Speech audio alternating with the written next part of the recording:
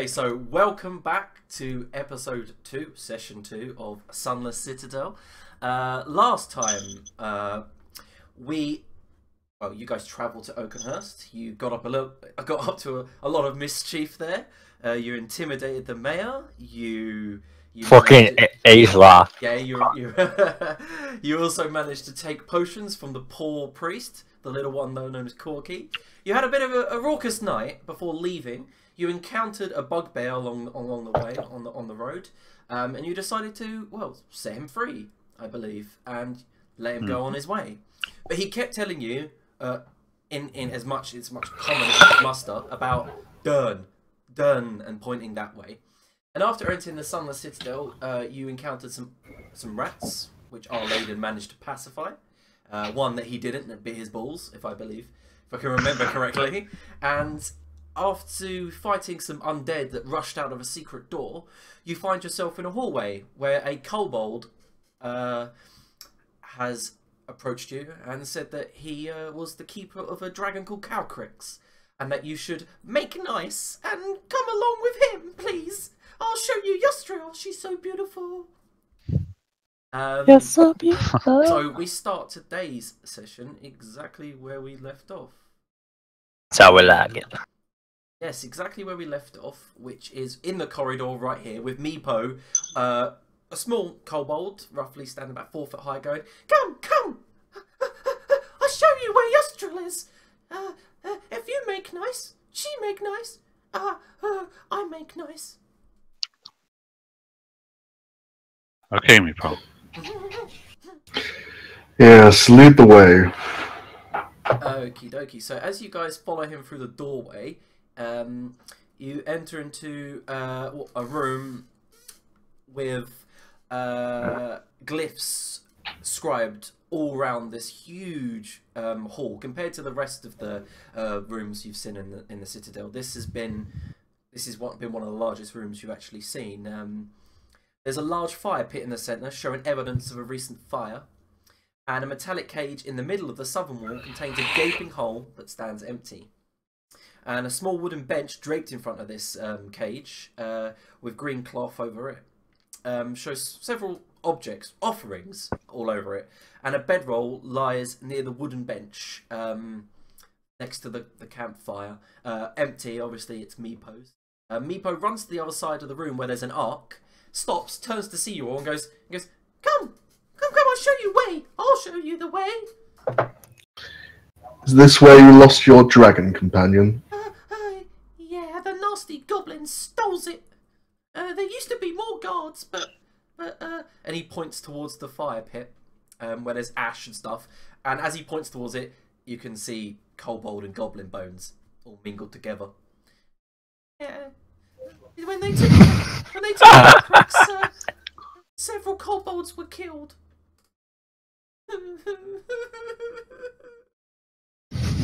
It's alright, Meepo. Calm yourself. People like you. You're nice. You make good nice. Alright, on we go then. Okay. As you guys enter this room, you notice there's a door in the northern part of the room, open ever slightly, and you can see two amber eyes peering out of it. Meepo goes, "No, tickle corn," and they close the door. You hear it shut. What? He heads further. What is ticklecorn? Tickle corn. It's the password. Right. Tickle corn means no attack. No attack. Yeah. Good to know. Tickle corn. Why do you speak funny? It's a bit rich coming from you. What? Let's continue. I don't understand. As you, It's alright, Meepo. Don't worry yourself. Just get going. he kind of like runs on all fours excitedly, then stands up on his hind legs, runs kind of with his back arced slightly, like Scooby-Doo style, as he runs forward. As you reach the passageway here, you see that there's a wide corridor leading off to the right. Up up the way some, you see a kobold in, well, chainmail with a spear standing between two pillars. If you guys want to move forward slightly, you can see him. He seems to eye you as you walk past, but then Meepo goes, "Come, come, come!" issuing you further down this corridor here. I will move your tokens if you wish. I'll just grab Sure, I'm on it. Okay, cool. He stops at the corner, looks at you expectantly, like, "Come on, come on, come on, come on." Oh, fuck, I'm not on it at all. I'm going way too quick for me. Yeah, Meepo's like sprinting down the corridor. One moment, I shall get some.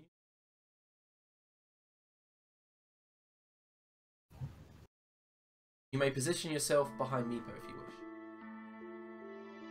wish. Shit.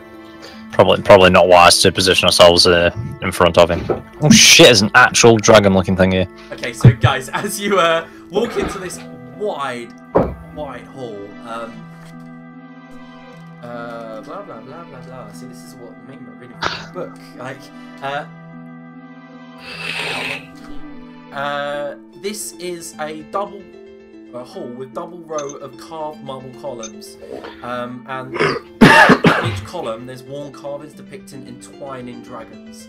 But as you walk in, there is a mismatched throne made of rubble, and stacked upon each other, and the top part is made of an old altar. On the top of the altar sits a variety of small items, and a metallic key is in the head of a stone-carved dragon at the top of this throne. Sitting on the throne, however, is a kobold like none in this hall. And as you march in, Meepo throws himself onto the ground, prostrates himself like a samurai before a lord, you know, straight head down, and he goes, "Bow! Bow quickly!" And behind you, all of the kobolds that were marching up and down turn, and he shouts, "Tickle corn! Tickle corn!" They seem to lessen the spear slightly, but still aiming towards you, and the regal-looking kobold on the throne in front of you with the stone dragon heads above her stands. She's dressed in what can only be described as like a toga, and she has rings adorning all of her fingers. And she goes, "Meepo, what have you brought me here?" Her eyes lock with you guys. You see that this kobold has a mottled kind of white look to her flesh, rather than the rest are all kind of rusty orange. She waves her hand and goes, "Meepo, stand, explain yourself now." Meepo stands and goes, "These are friends! They promised to find Calcrix." And she looks beyond Meepo to you and goes, "Is this true?" Aye, it is. She looks you all over. She sees Lord Erinspire, the elf, sees the human and the dwarf, and she goes, "Ah, but others have come, and others have failed. But I guess the deal that we made with them can stand today with you." She sits back into her throne, lounges into it. By the way, I have a actual handout for her, by the way. Take a look at what she looks like. Yeah, and while you're fixing that, I'll address her and say, and could you please tell us what the deal is, so we know what we're getting into? The deal was what I gave to the previous adventurers. If you retrieve Calcrix for me, because Calcrix has been gone for 5, return it to me, I will reward you with these. As she turns around, you see above her on the altar is a selection of items, and you can see some scrolls, a flask, and also the key. Mm-hmm. Because these are very important items to our tribe. You can return Calcrix. You're more than welcome to have them. The dragon means more than any of these items. Our faith rests in the dragon. Right. Now I understand that what you're saying is that they're important to you, but would they be of any value to us? Well, she reaches up, grabs them. Do any of you have any knowledge of arcane and things like that? I believe only Oh, I do. arcane Motherfucker. I do. I'm all about that shit. Okay. Our Laden is kind of on his knees. He was prostrating before this kobold. He stands and he goes, "She's a bit strange." I'll do his accent, but whatever.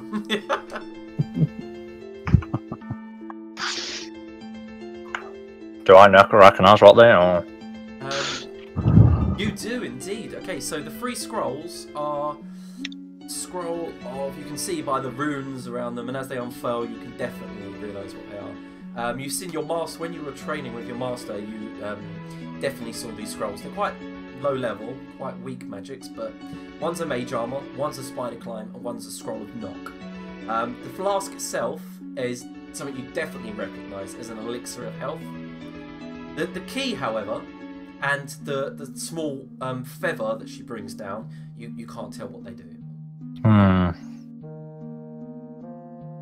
Well, I can tell what the key does, mate. It's open shut. It's got a rather ornate kind of magic look to it, with kind of glowing runes that along one side. Open something fancy then. Probably, yeah. Definitely something fancy. She goes, "Has that satisfied your curiosity, human?" And weirdly enough, she speaks very good common compared to Meepo. The 2 guards beside her have stepped aside. They follow her, and you realise they're wearing decent armour. They've got like adornments of teeth around their neck, and they look like seasoned warriors. Perhaps you could assist us as well as us assisting you. Yes, I have knowledge of this place. Knowledge that I shared with Hercule and Karakak. I believe that was the name, but I can't quite remember or recall. You aware of anyone by the name of Lord Brayford? Brayford? I am aware of Brayford. Do you perhaps know his location? Yes, I do know of his location, and I know what he is. He's a kobold killer. He came here with promises to make nice, as Meepo said, and then was a turncoat, joined the goblins. Well, as far as I know, comes up, arrives a week or 2 ago, slays a few of my kin. They tell tales of him because of his sword. It's very noticeable. In what manner? Well, I've heard him call it Shatterspike when he was here. Do you know of his location now? Yes, he's below the Citadel, in the Grove, alongside Belak. And Pete, as soon as you hear the word Belak, you recognise the name. Triggered. Triggered! Yes, perfect. You're triggered by the fact that this is the mage, the dark sorcerer that slew your master. And she sees the recognition in your eyes and goes, "You have heard this name before, human." He is the only reason I come here. He is one I must kill. You must kill him. Well, looks like our causes align. Align in a great way. It is indeed, Right, comrade. just one little tiny question I have for you. Is this dragon that we're supposed to be bringing back to you, will it be willing? Calcrix was always against her position, but soon learned that her place was with us. She was known to be a little bit violent on occasion, but placated with treasure and food. Calcrix must return to us. She is ours. We found her as an egg. We have raised her. She is ours. Will grow to be our patron. Right. Perhaps Meepo should come with us if he is your handler. Oh, only naturally. Meepo goes, looks beyond you, goes, would I'd have to fight goblins? Stinky goblins? She goes, yes, Meepo, you have your chance to prove yourself in battle. And she reaches forward and goes, "For me, Meepo." And you see him like, if kobolds could blush, he blushes. And he goes, "Of course, my lady." He turns to you guys with a big kind of cheeky grin on his face, and he goes, under his voice, he goes, "You'll protect me, right? Yeah, yeah." A little bit of the dragon Steffi. And she takes a step back, lounges back into her throne for the final time. Is there any other questions I can help you with? Yes, what happened with the Hercruel twins? Well, I believe they went to find the outcast, the lack, below. And I think they were either captured or killed. I know that Sir Brayford survived and joined him, otherwise he would not come back to the Citadel and attack my people. You see, Balak grows this fruit that he likes to sell to the nearby towns, and he occasionally has to come through our territories to exit the Citadel, and he sends large quantities of twig blights and goblins to fight their way through. Earlier this week, he sent a contingent of bugbear, which we defeated. And of course, Mern, you remember that you came across a survivor of that attack. Right, I see. Well, if I may, Lord Inspire, then I think we should head off. Meepo, I assume you know all the ins and outs of this place and be able to guide us safely to where we need to go, yeah? He nods and he stands and he goes, "Meepo, take you there. Yeah." And Meepo, take his weapons. Meepo has 2 daggers at either side of his belt that he shifts slightly. To him, it's more like a short sword, but to you guys, it's like a normal-sized dagger. He also has a sling with a pouch full of stones, and he goes, "Yeah, let's go kick some goblin ass." Does Meepo know how we to go and capture this dragon? It seems a lot easier than thought. Oh, well, Especially because it doesn't sound particularly willing. That's when Yusdrayl says, "That, my friends, is up to you." Well, what happens if we... I apologize for talking out the line, but we tend to have the habit of killing before capturing. You know, it's these things happen. You will not kill Calcrix.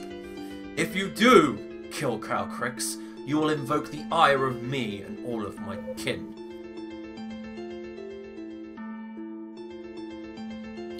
Yeah, whatever. I'm sorry, my lady. But that's why I say we could do with a plan on how to do these things, because do not want these accidents to happen. She clicks her fingers at Meepo, immediately like, jumps slightly as she does it, and he goes, "Fetch the nets." Okay, Meepo runs over to this building on the far side, opens the door. You hear a bunch of voices. Does anyone know Goblinoid or Orcish or anything like that? Nope. Nope. As he runs into the door, about 30 foot away, and opens it, there's a squeak as the metal door opens, and you hear inside a ton of like goblin screeches. And you hear Meepo go, "Shut up, you filthy greenskin cunts!" And then he comes running out with a net. It's too big for Meepo's him, got a mouth on him. and he's dragging it. Yeah, and you assume that's some sort of cell that they're holding goblins in or something. And he runs back and hands it to Pete. He hands you a 10 foot by 10 foot net. It's absolutely huge. I assume this is big enough. Oh yeah, she's tiny. Well, How tiny is tiny? bigger than me, but not bigger than you. Well, that should be fine then, yes. Much appreciated. No problem, friend. My accent is everywhere. I really need to nail it down. It is getting on my tits. It keeps on slipping back into my South African halfling. It's not really annoying. Meepo just goes, "Where are you fucking from? South or North Torrent? Get it right." Can't nail this accent at all. Hello, comrades. Need to speak like this for the rest of the session. Let's continue on this path. See, Curtis, you've done it to me as well, because whenever I make a character from Torren, I'll have to do a Russian accent. Fucking, I'm from that, son. Oh, by the way, did you know that everyone from the South Kingdom is actually Australian? Oh, fuck. It is also quite confusing for me because all the NPCs in my game are always speaking in a Barovian accent, so I have to not slip into this by accident. Back into the Barovian. Okay, so Meepo says, well, follow me. Takes you this way. And he basically leads this way, and he gives you basically a tour as you're going. And he says, this is the place where we killed the filthy green skins. Some of them are dirty brown skins too. And then, as he walks past this way, he points to the kobold that's guarding the door over here, and he goes, we keep that door locked and barricaded, because sometimes the goblins come through there. And then he begins walking down this tunnel again. We should help you hunt them down one day. Excellent! And then takes you back to where you'd entered the hall, where the cage was. And stands before this door. In front of you, you have an oak door that's seen better times, pitted, rough, and it's got, you can see just running your hand across it would probably give you 1,000 splinters. And Meepo walks forward, reaches down to his pouch, brings out a key from a ring of about 5 or 6. No, not that one. No, not that one. Where was Meepo keeping them? In a pouch on the left with his pebbles. Alright. As they just appeared from underneath his loin. No! Glove. Dick keys. And as he goes, that one! And then he pushes the door open, and as it eases open, you see before you a corridor. Oh, you guys can see it anyway. I actually preemptively deleted the dynamic lighting with that. And Meepo follows in. Edge. Runs into the edge and he goes, come! Runs down this way. Back around the other side. Another door on the far side.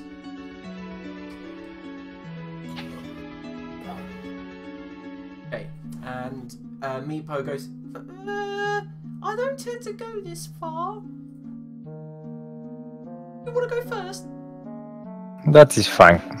Okay, he pushes the door open. There's a slight creak as it opens up into this empty room. But as you open up into the empty room, Pete is the first one to see it, of course, but in a large circle all around the floor, from one door, it literally arcs all the way around, is remnants of a teleportation circle. It's flickering slightly purple, in and out, like as if it's been here for a couple of months and is on its last legs. The arcane energy, the residual energy is just leaking out. And Meepo walks and goes, oh, not seen this before, and starts like trying to dig the magic out of the earth. Meepo, that's not quite how that works, I think. Can I do an arcane check to see if I can reactivate this teleporter? You may indeed. I don't know if I want to reactivate it, but the arcane interest takes over. Like, fuck it. And I fail miserably. Okay, as far as you're concerned, this teleportation circle is good. That's fact. Yeah, it's as far as concerned, it's useless. I was expecting with a natural one just to reconnect a portal to hell or something. No, not that hard. Sorry, this campaign gets a lot worse. No. This teleported is dead. There's no. Stop going to South African. Comrades, this teleport is dead. Like, no. There is no re-editing. No revigoration. Yeah, well, so. Any of you looking around in this room, or are you just moving straight on? No, I was about to ask Meepo. Right, Meepo, we've gone quite a long way from where this door is locked on your side, yeah? Does anything normally come from here? Mm-hmm. He nods and goes, sometimes we get food come this way, and sometimes the goblins come this way to ambush us, but that's why we lock the door. Right. This is how the goblins stole Calcrix. Right on. Well, You see, the thing is that goblins, much like yourself, can be quite crafty. Oh no, goblins, crafty fucks. I know. Probably want to be careful from here, and I guess you might know about this because you do this sort of thing, right? You set traps as well. Not me personally, because Yusdrayl says I'm a dum-dum, but occasionally I'm allowed to assist the other trap builders. Yeah. Right. So you're probably pretty good at recognizing them, aren't you? Oh yeah, of course. And you're light. Yeah. Okay, so you go first to see if there's any traps, yeah? Wouldn't want us to fall in. Okay, he rolls to see, and he goes, oh my god, can you imagine if he had actually rolled that one first? He goes, uses his snout as he runs across the ground, reaches the far door, and he points at something in the ground. And he goes, look! What, right here? Yeah. As you wander over to Meepo, you realise he's pointing at a footprint in the dust. No goblin footprint, no bugbear. Someone's definitely wearing heavy armour, and it's kind of like a shoe or a boot print. And as soon as he points it out, you realise, you look around the entire room, you have an inkling that the adventurers that you are looking for probably stayed in this room once. Maybe, when they came to the Citadel and went missing. Well, it certainly looks like we're on the right path, at least. Let's keep an eye out. Don't go too far ahead. We don't want anything bad happening to you, Meepo, so stay close, but you lead, so any traps, try and find them. Okay, so Meepo runs to the other door, and he goes, this one shouldn't be locked. And he eases it open. He peeks Comrade, what happened to your Scottish accent? Well, your Dwarven accent? It seemed to disappear then. Alright, yeah, it does every now and then. My great granddad was a commoner, so it tends to slip back in every so often. You know what the thing is? There's too many fucking humans. Okay, so as you walk into the next room, it's dust and odd bits of stony debris and rubble lie scattered on the floor. An ornate fountain is built into the eastern wall. Though cracked and stained, the fountain's overarching carving of a diving dragon retains its marvellous beauty. And a relief-carved stone door stands on the western wall this way. And on the door is a carving of a dragon shaped into a spiral. That door on the left. Meepo looks at the fountain, goes, and moves quickly away from it because it stinks. That'd be worth pretty penny if be able to transport back to Old World. Down here, though, not so much. Okay, so the fountain itself is definitely a work of art, ancient work of art, and it seems to have had better days, yet when you guys walk past, you can't help but peering into the fountain and seeing the base of it. There's some scum at the bottom, bits of fungus and lichen growing down there. But there are some arcane signs along the base of the actual statue. Which one are you, New Draconic? That would be me. Lord Aaronspire. You can see that the actual... You can read them from where you are. They're old, but you can make out what it says. There's "Let there be fire" in Draconic. The runes, just like the teleportation circle in the other room, are dying. Looks like this is also possessed of some kind of magic.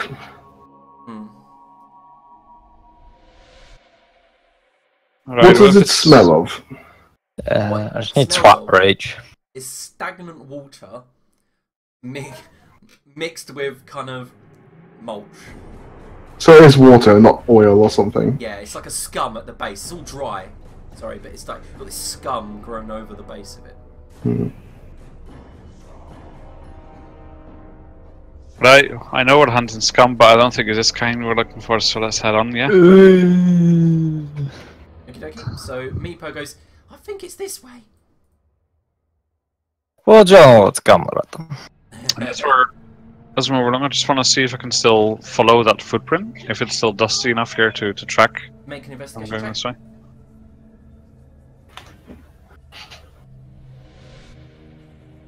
That's the wrong skill. Sorry. Yeah, that's fine. So you find that there are a set of 4 footprints. With 17, you can definitely basically differentiate that there are 4 different people here. One of them was wearing heavy armor. One of them was wearing kind of like a lesser armor, but just as heavy, and the other 2 were light-footed. One of them quite dainty and almost trying to hide his tracks, but not from you. You managed to find them. As you move further up this corridor, you see a door on your left that leads away, but it begins to stink. The air begins to smell of that hideous decay of death and rot that you first smelt while climbing down into the fortress, near the rats' nests and the giant rats that Our Lady was taming, basically. And it's kind of musky as you walk down here. Meepo says, well, we go this way, and points towards this door here. Right, what's over there then? Meepo never been that way, but whenever Meepo travels different places, he always finds goblins' stashed treasure. Right, so if there's goblins that way, wouldn't you want us to go there to get rid of them? Meepo shrugs and goes, I don't know what's up there.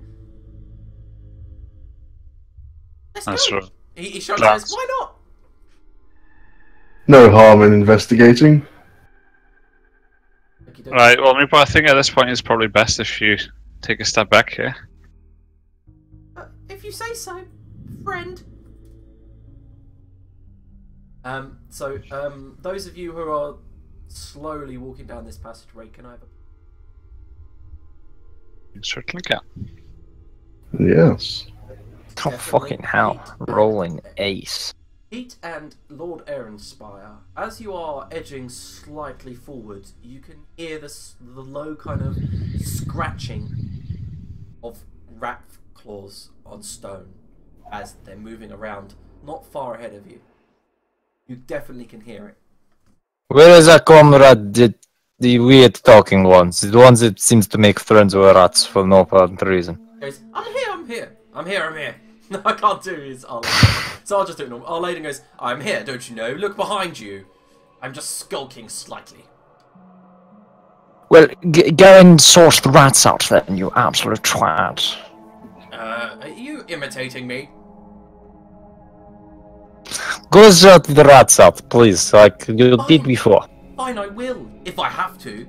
Okay, he walks forward and in true Our Lady style starts going, here, ratty, ratty, ratty. Friendly, ratty, ratty, ratty. And as he steps forward, one of them peers out of the door, looks at him, and he tries to make an animal handling check like he did last time. Oh, I hope he fails and goes net bear. I'll fucking piss. Roll for neck. Roll for neck. And as he says, here, ratty, ratty, the thing launches at him. Can we have initiative from everyone? Yes. Yes. So funny. What's it happens to him? Do we have an initiative button? No, there is no initiative button. Oh, nice. Wow. To me, it says Pete got 0. What? Okay, you literally did get 0. I thought that was a bug. That's hilarious. Fucking ace. Didn't notice. I was like, yeah, go deal with the rats, comrade. I was just like, started picking my nails, thinking, just waiting for him to actually make friends with the rats. Starts gnawing at his neck, and I'm just like, that just supposed to be part of the process. Okie dokie, Meepo. Forgot about the good old Meepo, and I'll... Too many initiatives, I have to deal with player ones now as well.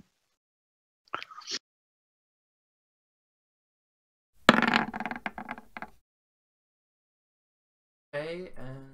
If it's a bit much and you want one of us to play Our Lady for combat, I don't mind. I might hand that over after this one. Whoa!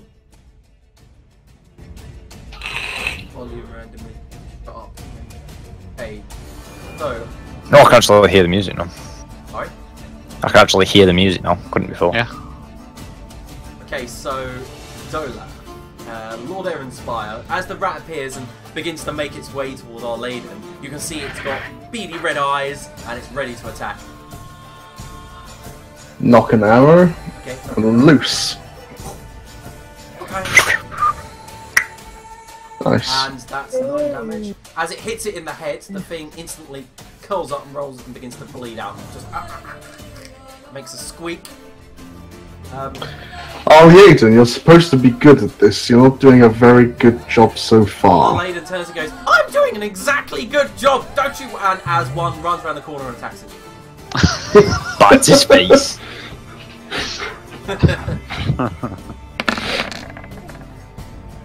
As it leaps, he leaps up in the air. Wet. Does one of those gymnasts, splits in midair, and it runs underneath his legs and lands here. He just literally goes, "Hota!" and does some acrobatics as he then lands perfectly. Mern, it's your go. Yeah, so walk up to it, pull out the the hammer, and intend to smash this thing into the pavement. Excellent.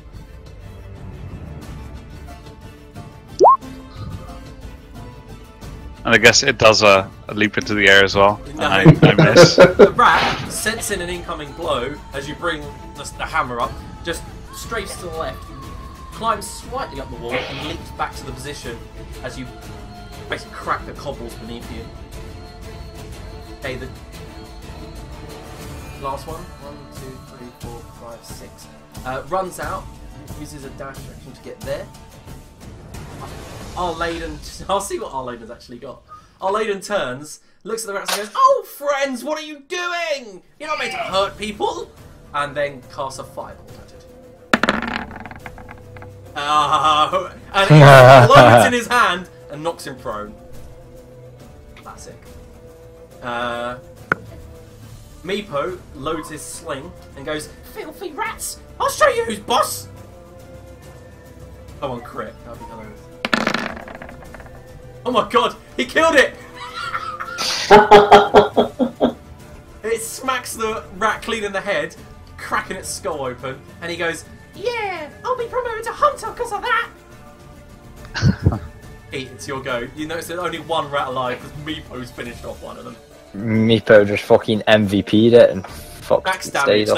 that was Right, I'm going to Great Weapon Master this halberd. Just want to show off basically and fucking pop it. But I'm going to take a -5 just so I can do an extra 10 points of damage because why the fuck not? Sure. Rack your bad. And that's horrible. You go, Knew that was going to happen. collide with the wall. Spot. Yeah. You don't have Polar Master, do you? So no extra attack. No. Okay, okay. The round is... Are you doing any movement or anything like that? Nah, I'll stay parked. Lord Aaronspire, once more. Knocking another arrow, shooting between Pete and Mern. Of course. And you strike it clean into the legs, taking off part of its haunch, sorry, and part of its tail, pinning it to the wall. But the thing's scratching, hissing, attempting to get at Mern. Still alive. It's its go, and it lashes out at Arladen, being the closest to it.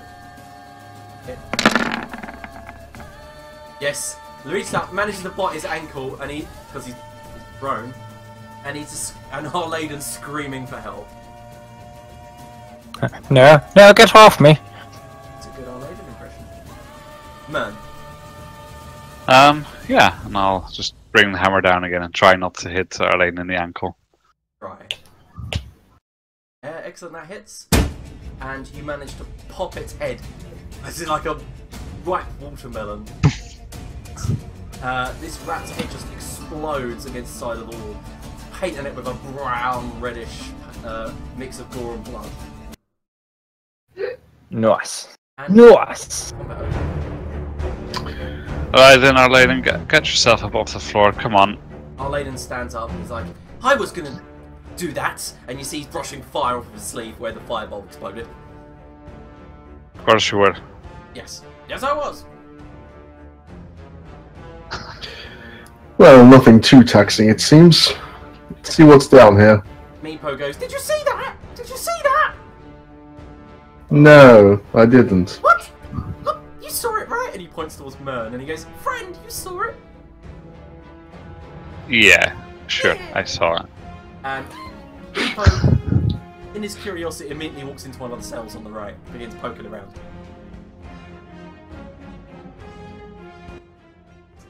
Meepo, I think we're heading that way. You might not want to stick your face into places where there might be things lurking still. As he comes out, you notice he's got something shiny in his hand, and he quickly pockets it in one of his pouches on his belt. Find anything interesting in there then? No. You want to make an insight check if you want. Yeah, think about making an insight check on that. Oh shit. Both of you notice that, yeah, Meepo's obviously lying, he's not very good at it, and he goes, even Lord Aaronspire, and he looks down towards his pouch on his belt, and he goes, "Oh." Brings out a shiny stone. As you look closer, it's a gemstone. Do I have any idea roughly what this would be worth? Yeah. Just as a super quick appraisal. Yeah, I'm not gonna make you roll for it because it's a very common ruby. It's an uncut ruby. It's roughly about the size of your thumbnail. It's only worth about 20 gold pieces. Come on, behind us is a reaper and convict me. Alright, I'll look at Meepo and say like, you might be promoted to hunter yet, but I don't think you should be a diplomat. You're not really good at the lying thing, are you? He kind of like sinks into his own body and goes, Will. I guess. And he reaches for the gem and he goes, "You can have it, friends." It's alright, keep it for now. You did a good job. I did. We'll get to that later. He looks at Lord Aaronspire, who obviously said he didn't see anything. He goes, pokes his tongue out, puts it in his pouch. We split the loot at the end. We shall determine the ratios As soon as you say at the end. As soon as you say split the loot, Meepo goes, Does that mean I'm part of your adventuring party? Everyone has a job. Lord here is Lord. We are muscle. This one, I really don't know what this one does actually. Pointing at the warlock, and you are currently scout. So I'm a you ranger. I wouldn't take it that far, but it's kind of. Oh, but okay. It means you still means you get paid for your job at the end, but we will figure that out when we get there.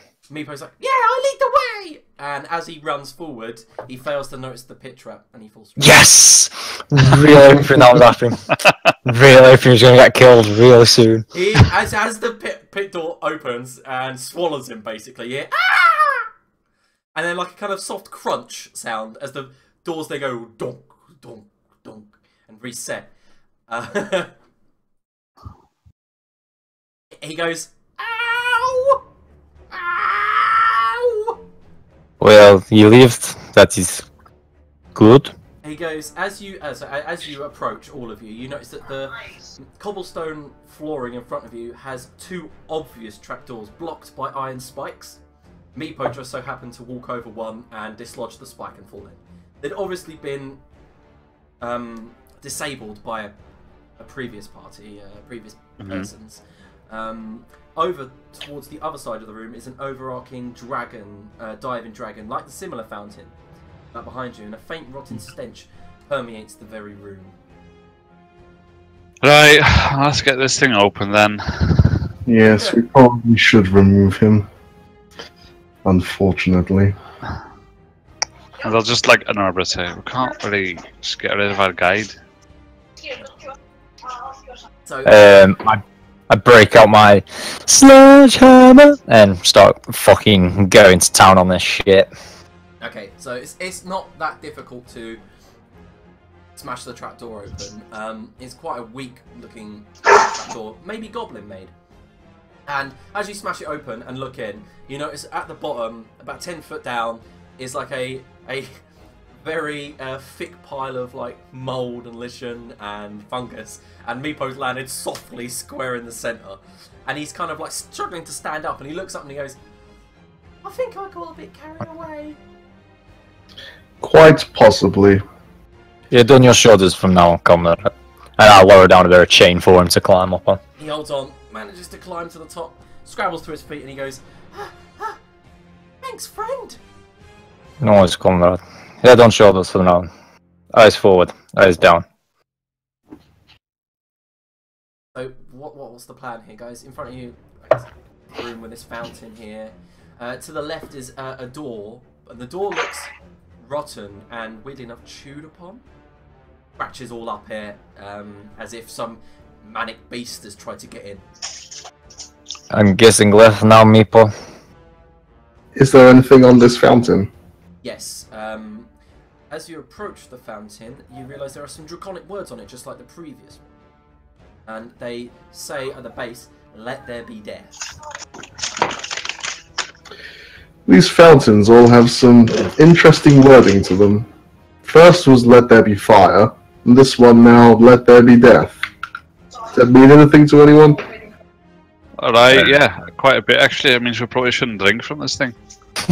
There's no liquid in it anyway, it's just dry like the other one. Judging by the state of it, you couldn't pay me to.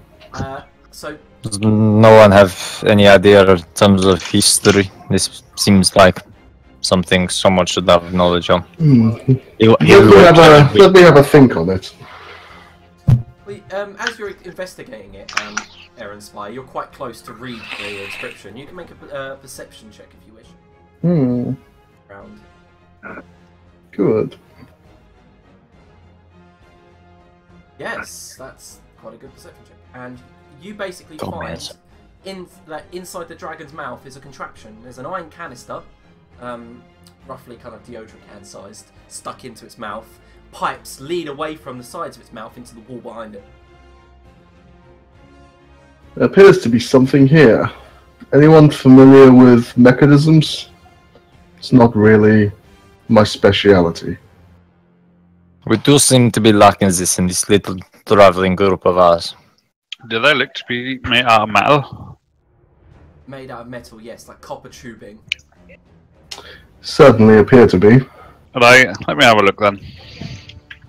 Oh yeah, of course.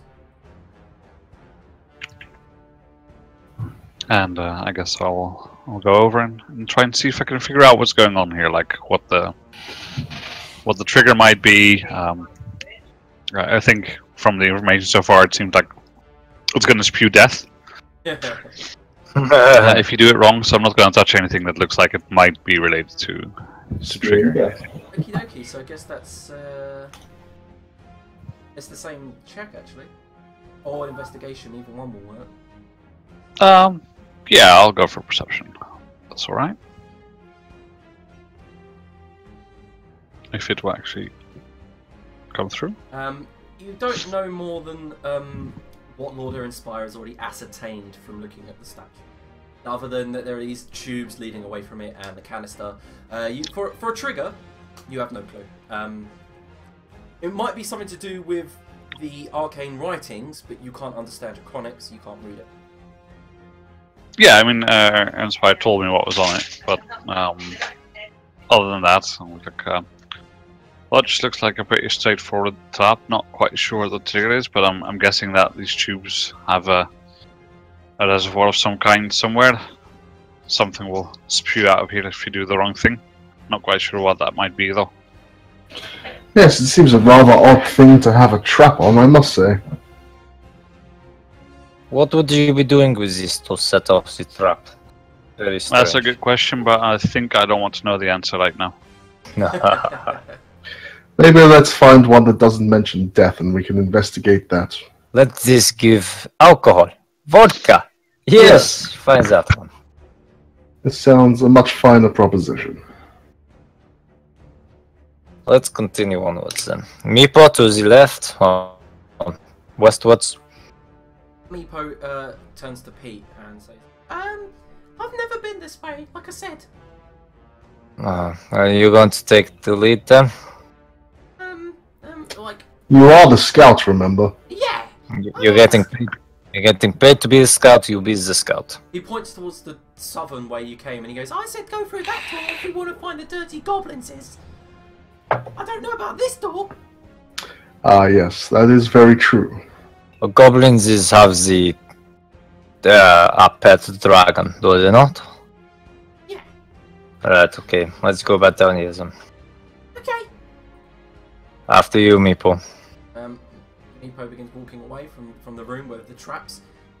It's rather pointless falling in the trap, wasn't it? Might as well just gone through this door in the first place. It's got to make sure backs are covered Yeah. in case of the retreat. In case of the retreat. Not to mention, you may find more rubies. Shiny stones. Maybe if I find lots of shiny stones, I can use them to propose to Yusdrayl. Yeah?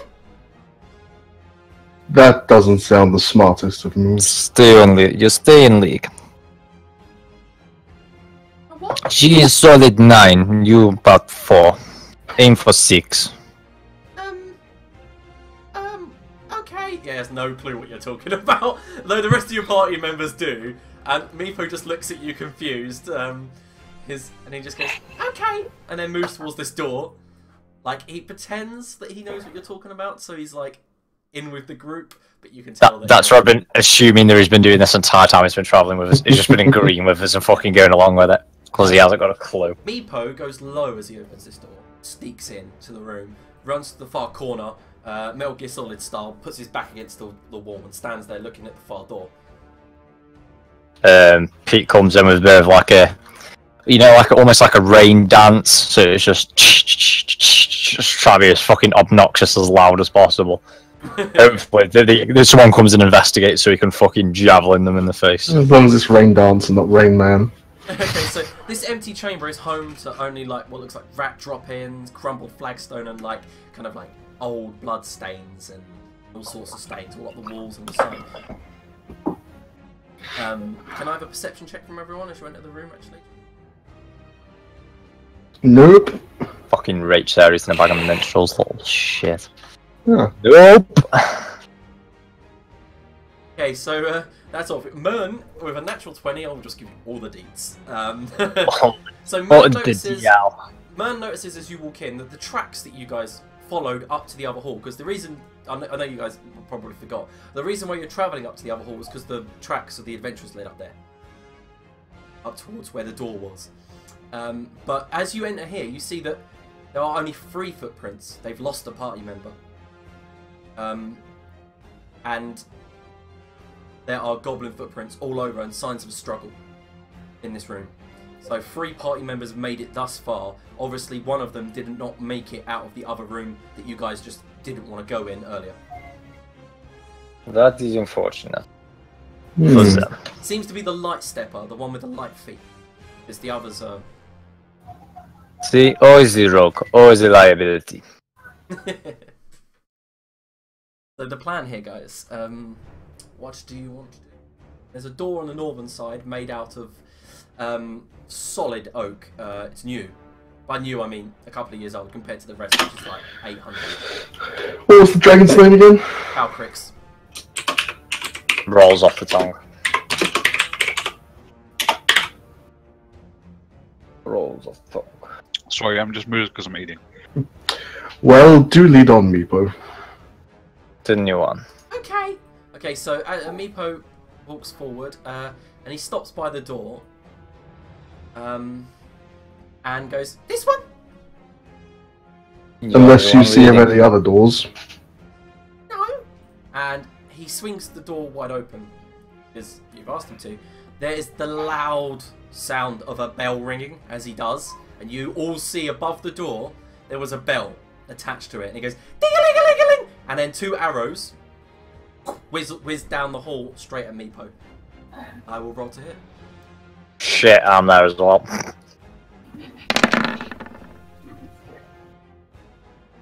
Meepo's dead. Goodbye, Meepo. Yep. That might be goodbye, Pete, as well, that second one. No. One sinks into Meepo's chest, the other straight through his eyeball, and he falls down dead. Without a word. Well, Cannot say this one less person to split party loot with. Can everyone roll initiative?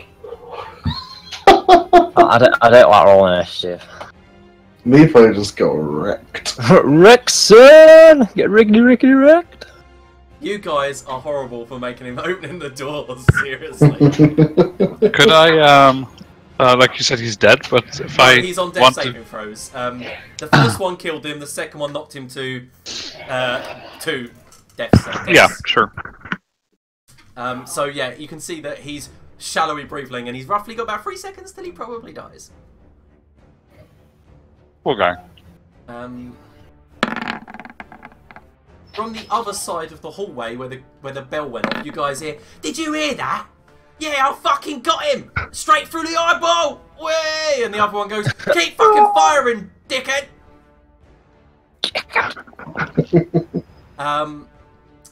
Yeah, because you wasted their surprise actions on Meepo, so that's pretty simple. Why you send the useless Cadden fodder first? Nice chest, mate. You send your pawns first. You're so, honestly, you guys are so harsh. Poor Meepo. It's mostly because kobolds are good at traps, that's why I was sending him forwards. No, I'm fucking good, clearly. Should have seen that one coming.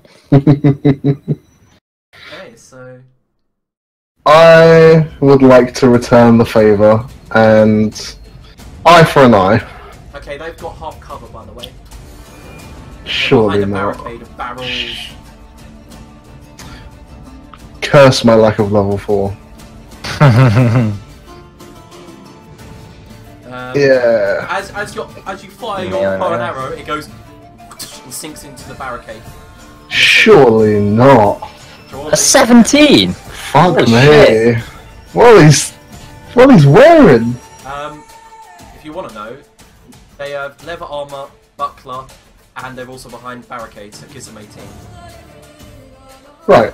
I am crossbow. How's it going gonna pop one? to... 1, 2, 3. And 1, 2, 3, 4, 5. Misty Step. Oh, nice! They don't. But can you roll stealth? I do want to roll stealth, Yeah, yes. 'cause this is going to be amazing. It's not bad. Shit. Okay, so both of them know you're there, and they just go ah! And they let out a screech as you just appear behind them. Well, this is problematic. Didn't really think this through past this point. Pete, it is your go. Right, I'll take a step forward. What the fuck's this on the ground in front of me? As you walk forward, I need you to make a perception check. It's very simple. Perception check of 11. Nailed it. No, you have no clue what they are on the floor. You don't even know they're there. I guess I don't know there. Charge forward. That's one. Okay. The first thing that was as you step through the first square. Yeah, you take 1 damage as you step on a cow trot and go ah ah. That's 2 damage. Yeah, 2 damage. Oh well, now that you know that it's there, you can make an acrobatics check. Sorry. Fuck me.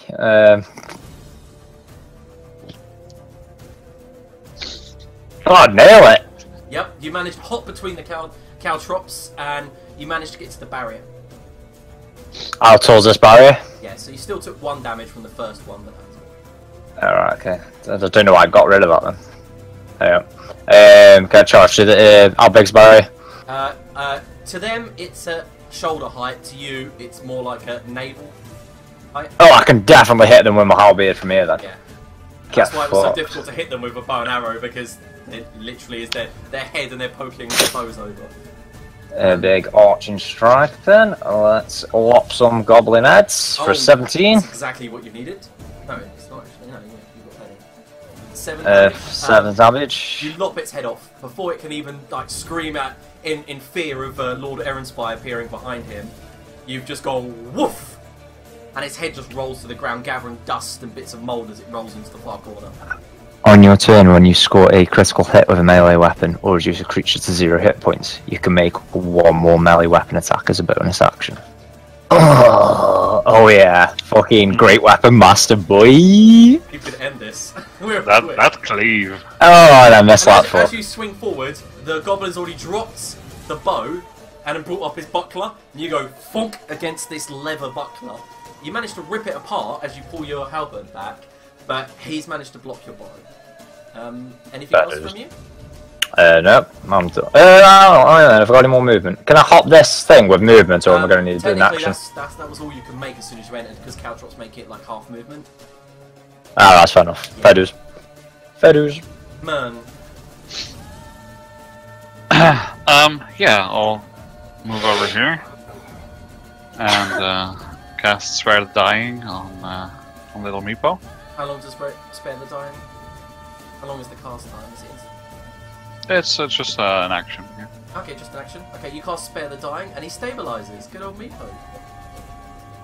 And as you cast it, the arrows sink out of the flesh. They don't actually cure the wounds, but your magic begins to levitate them out, and it turns to ash and dust and blows away with the wind. In the back of your head, you can hear the halls of Valhalla and the ringing of anvils as you cast it.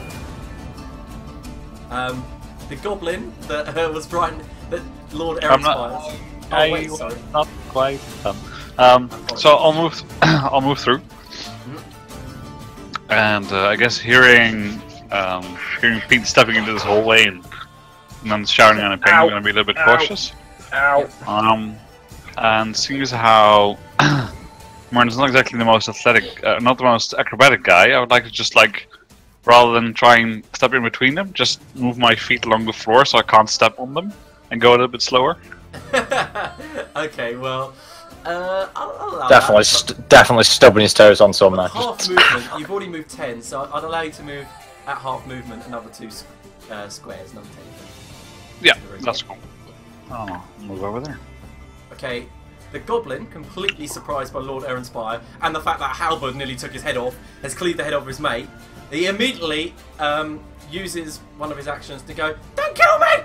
Don't fucking kill me!" That's at Lord Ehrenspire. Okay. It's dying. Do you not kill it?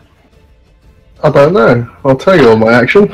Okay, he then goes, "Ah!" and then attempts to run to the corner of the room. Do you want to use a reaction? I do not. Pete?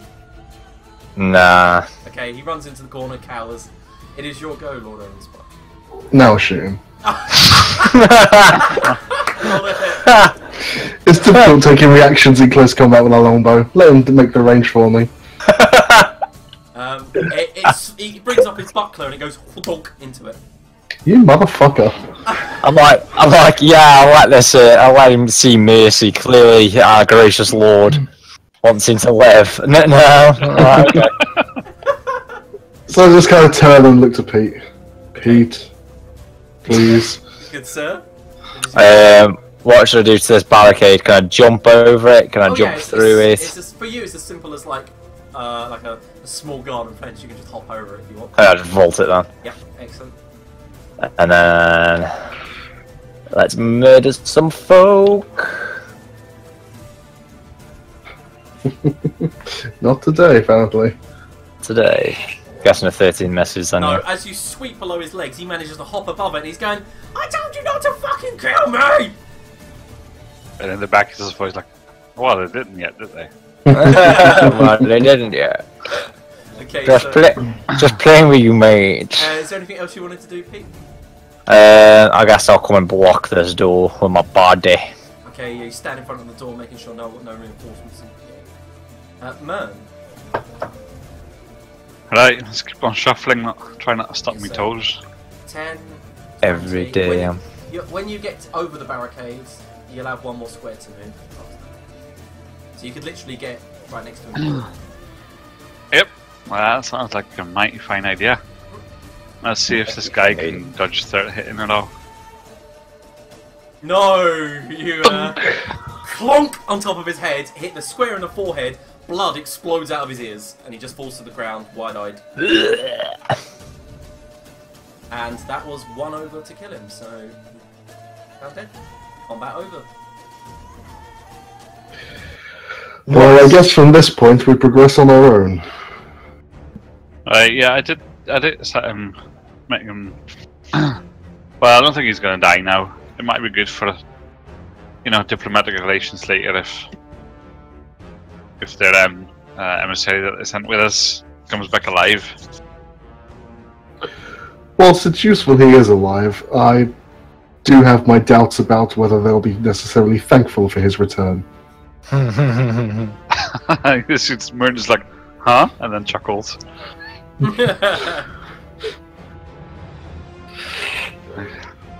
was alright. He tried at least. So harsh. He might not have been very good, but he was, he had a lot of courage. Rest in peace, Meepo. Rest in peace. Right. Okay, so the filth on this floor and stains and shabby hinds, the fire pit attests to years of use this room has had with the goblins who are completely unconcerned with hygiene. And on the eastern side of the sun wall, Nice. a crudely mortared half wall with crenulations, the one you literally just leapt over.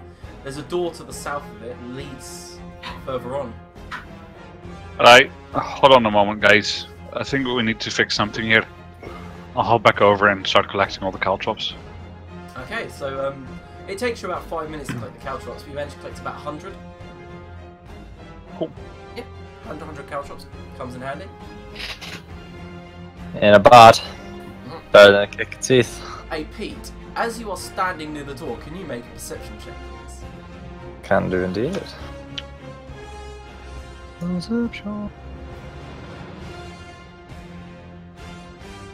Okay, you've got a 13. Okay, down this corridor, as you peek through the door, you can hear the sounds of thuds and bowstrings being pulled, and then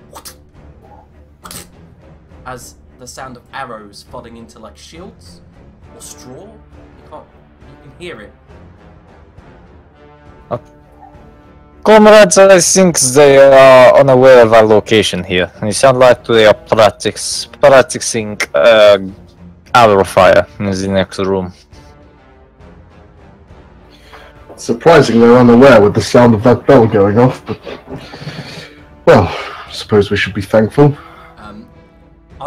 As Pete mentions it, you can hear goblin voices in goblinoid, just muttering. Then there's a shout, and they seem to be having quite a raucous time. And then you hear thud as they begin to practice once more. Oh, I fucking nailed it. They were practicing. Fucking nailed it. We are ready to go. Perhaps try and be a little quiet. It's not really my specialty. So. We need to be quiet. We are murder machines. Let's just continue on. Okay, so who's going first? Give me marching order here. Fucking athletics checks and burst the door open. Okay, you're literally going full on action movie. Oh my god! Joining the shit out of this. John! You kick the door down, like it swings over and smacks against the wall with a loud clong. Around the corner, you hear goblins like stop practicing and go and begin yelling and shouting. And one of them shouts out in Goblin. And you can't understand what they say, but you just moving in. Yeah, I want to just move to there. That's fine. As soon as you move there, you can see the straw dolls that they're using to practice with. You see a few javelins and a few arrows embedded in these straw human mock dolls that they've got. And then once more, it all goes quiet in that room as they realise someone's burst through, and one of them shouting out once more in Goblin. Go, go, go! Oi! Oi, oi! At that point, we're Oi, Samurai! just 3, 2, 1, and then fucking Cool rush. Hey, Pete, leave yourself there, if you would. Because there. the moment you walk around the corner, all three use their reaction to fire short bows at you. That's not fair. but fully expected.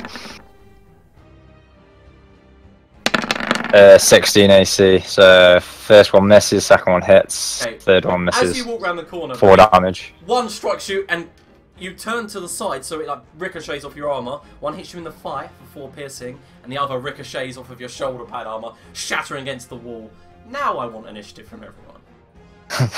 You're going to die.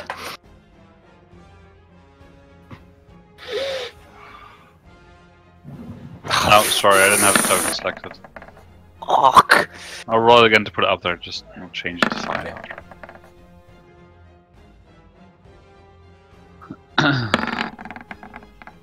What did you get? Did you correct it? I did. Okay, excellent. Oh wow, those are some good initiatives there. Pro rolls, eh? Yeah. Okie dokie, so... Okay, so Pete is the one in clear view, and the goblin points towards him, grabs hold of his friend, shoves him against the crenulated barricade, points, and then in goblin shouts, "Cock! Cock!" which you can only means shoot, as two of them knock arrows and shoot again. I assumed it meant cock. Just Look at this cock. giant fucking cock here. I feel like a bit of a cock for going in first. Why did I not send the dwarf? You are a bit of a cock for going in first. And both of them hit, strike straight into your chest. Fuck, I'm nearly dead. Looking a bit rough here, boys. Have you negated the health on your health bar? On the token? Just so I can see. And you go, It's I update it on my character sheet, but unless you click on the actual map, it doesn't update it for some reason. Oh, fair enough. But as the arrows strike you, Pete, you fall to one knee and go wobbly suddenly, but stand, ready to fight. And then we go to Lord Erinspire. Okay. Sorry, just typing some stuff down. Right. Move round the corner. Is that another shitty barricade? It is indeed. Fucking gimps. So Right. you know, these ones aren't wielding bucklers. I'm gonna shoot at the one on the left. Excellent. Yeah, sinks straight into his Nailed shoulder it. and he falls back and he's like, "Ah, fuck!" He screams it in common. He's like, "You fucking pointy head fuck!" And then I'm gonna action surge and repeat the process. Excellent. Again. Oh, so it hits the crenulation, shatters. The arrow was so powerful. Even dust and bits of rock explode up into the air. But I'm afraid you missed. Okay. Any more movement? Yeah, because I'm smart. Okay. As you got that far, can you quickly roll a perception check? I can. No, you don't hear it. Never mind. Mern, you're good. Yep, so plan is to just full on charge in, Okay. leap Oh, over, land on the goblin, and then smash his face in. Yeah. Okay, excellent. You just run around the corner after you see Pete two, get peppered. Pete the peppered. 3, 4. Wow, yeah, you're right in there. You're right in there. Just hop over the granulation Yep. and get ready to bash this thing's head in. What, the one on the left, right, or above you? The one that's been shot already. Okay, excellent. Yep. There's one on the left.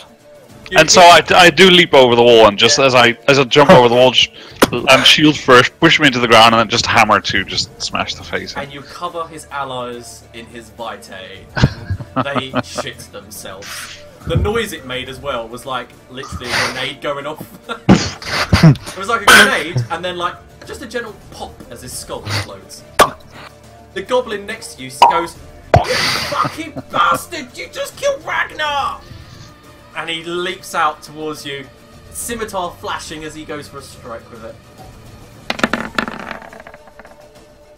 It clashes against your shield, and he takes a step back, and he goes, "Fuck! Retreat! Retreat!" Pete, it is your go. Ain't no retreating for me, motherfucker. 1, 2, 3. He's gonna halberd. Hellbeard. 16. I had the one on the. He'll go for the one at the top. What, over Mern? Yeah, over moon. You swing above him, strike him. 6. You cleanly cut across his jugular. Blood begins to spray out, but he's still going. I'll then action surge Oh yeah, 2 fighters in the to do party. to do it again for a 14. I'm afraid 14 is just shy of a hit. Ah, Because motherfucker! you struck him in the neck, he's fallen back, and this time it's just above his head. Cuts off his top knot as you slice across. I'll then use my bonus action to second wind Good plan. for 4 HP, which is probably not going to be enough to save me else. Okay, anything else? No, that's me done. Okay, the goblin to your right, Pete, and to your right, Mern, drops his short bow, shaken, draws his scimitar barely out of it, and then just goes, ah! Leaps forwards at Mern. Hey, come at me, motherfucker. Come at me. And manages to find purchase under your armour, saws a bit of your stomach, and then yanks it out. Blood comes out, covering his scimitar. He does 6. Holy shit, these lads are rolling well. Ah, yeah, that's the good stuff. Goblin Oh, attempts to run. You get a both of you get a reaction. where is he going? Because he doesn't get a reaction until he's 2 squares away from me. So he's going that way. So he goes. So until he steps out into the door, I don't get a reaction. 3. That's what he's doing. I don't get a reaction until he moves into. Oh yeah, I guess both of us get a reaction. Same time then. Yeah, not until if he moves 1 square further, that's when we get them, right? Yeah. Yes, I guess Yeah. you do. Okay, then As he's about to, so. yes, he opens the doorway, and then goes to move 1 step in. So you do get a reaction. That was all of his movement. Hey, Pete, you want to go first since I'm bleeding on the ground a little bit here? I'm with. Yeah. You don't. You hit him around the back, and you just hear an audible snap as his spine breaks. The Nice. door wide open. He falls into the door as it's open.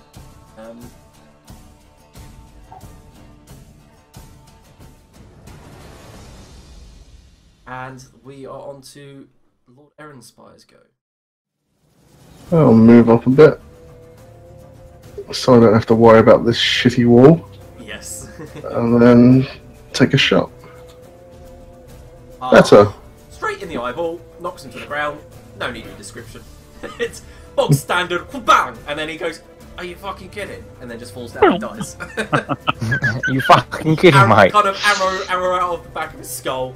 Just kind of like falls kind of comically to the left. Slides into death would be the correct term. And that's combat over. I just gave myself 1 extra HP because I rolled that second wind, and it was whilst I was first level fighter, but obviously I'm second level now, so it was 1 extra That's HP.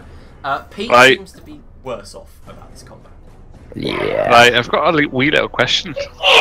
When we leveled up, did we get our spell slots as well?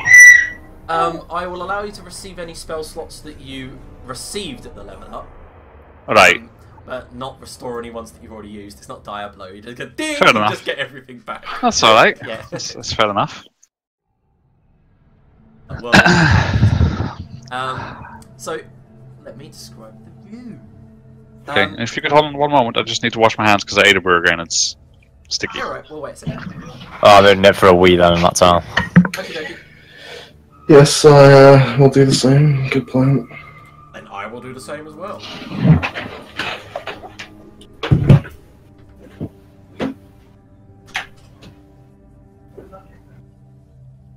Okay. You literally just bought values that you yourselves.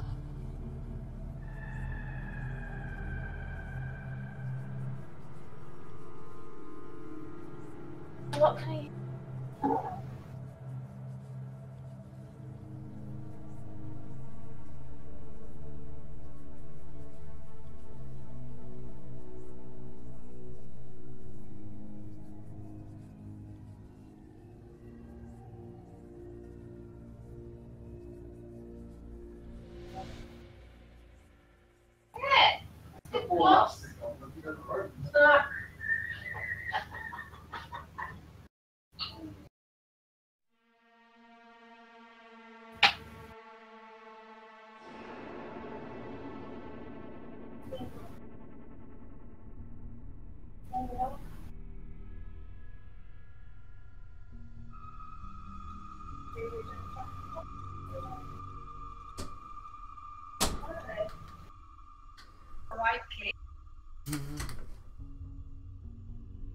Time to quickly read the next few.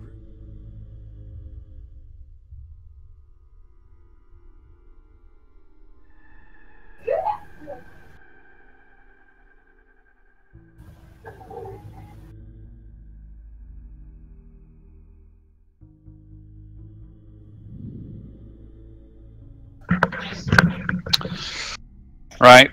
Sorry about that. It's alright, gotta wait for the rest anyway, and I'm quickly reading the next few rooms. Cool.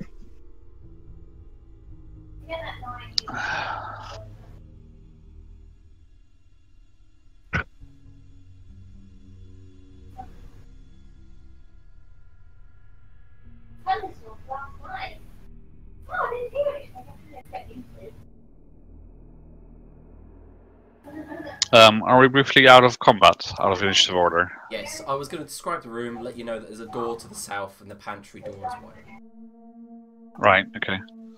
Yeah, I just want to put all their weapons in a pile again. Yeah, you're obsessed. It's quite like an interesting little OCD you've got. Yeah, there's well, you'll find out. Fair play.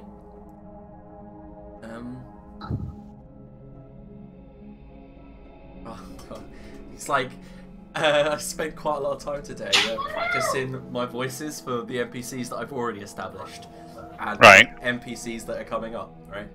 And I was in my room at work, just making random sounds and talking to myself. One of my workmates was watching me for about 10 minutes. I must have seemed absolutely crazy just talking to myself. What are you doing? Yeah. He's like, do you always talk to yourself? And I'm like, oh shit, no. I was, it's, you know, just like... I never do. I wasn't Skype. Yeah.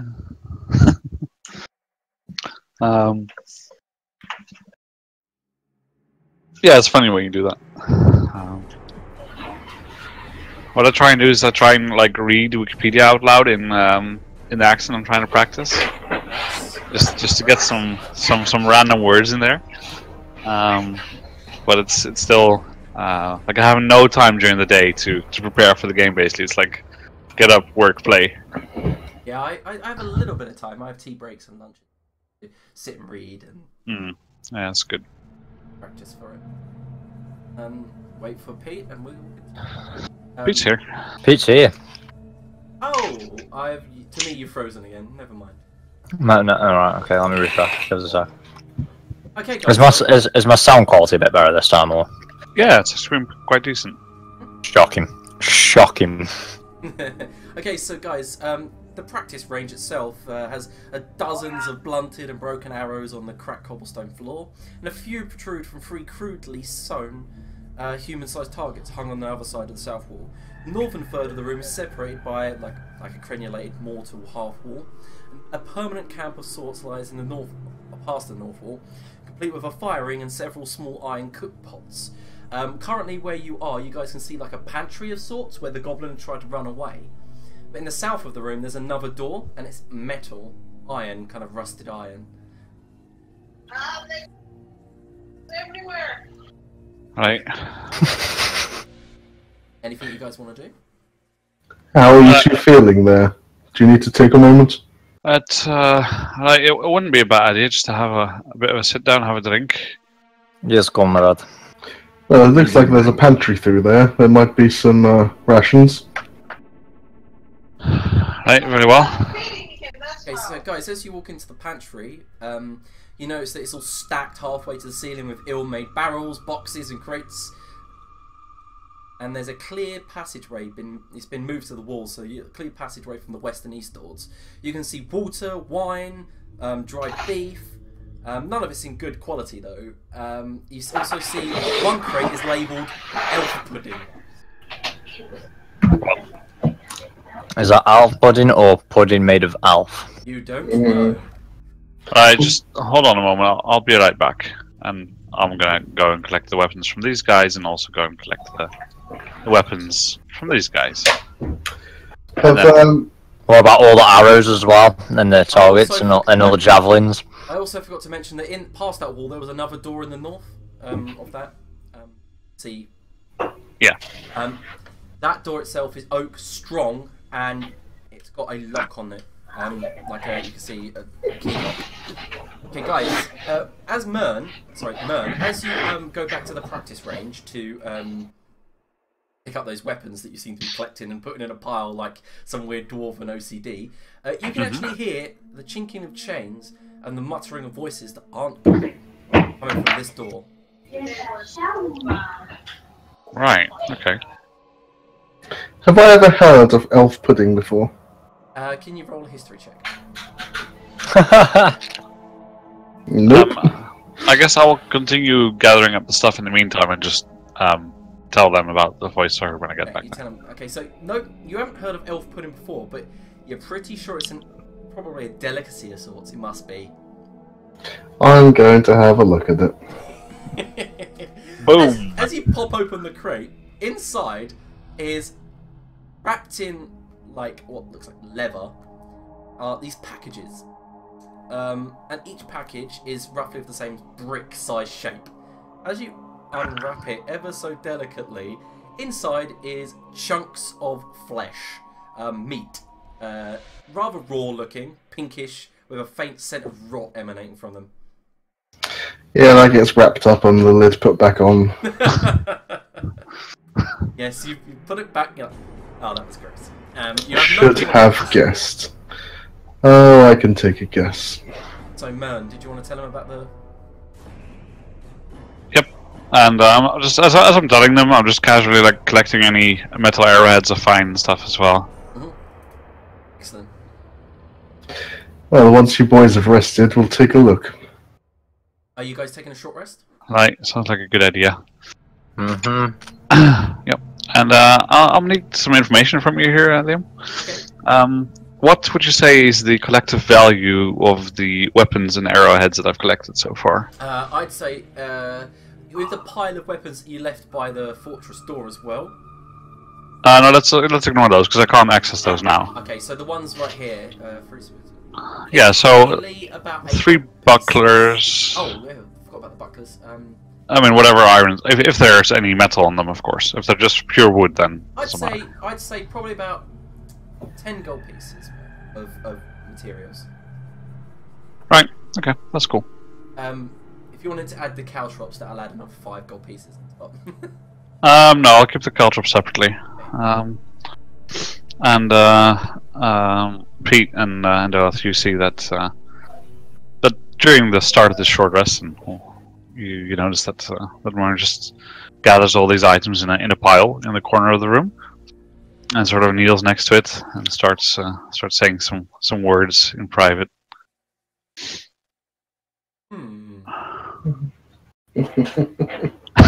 That's exactly the response I was going for.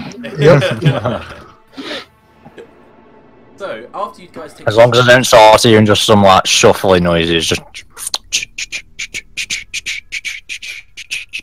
as his chainmail run back and forth, I'll be alright. You guys may go ahead and roll a hit dice. I believe that's going to be your last because you've already taken a short rest, haven't you? No. I haven't spent a hit die yet. No, We did take a short rest, but it was Al-Yaden that was injured and needed the hit dice to be rolled. I remember now, so you guys can roll hit dice. Nice. That is far more than I me. needed. Rolling ace. And I'll roll one and I'm more. afraid, while you take a short rest in the pantry, I'm going to need Pete to roll a d20. Wow. That's worrying.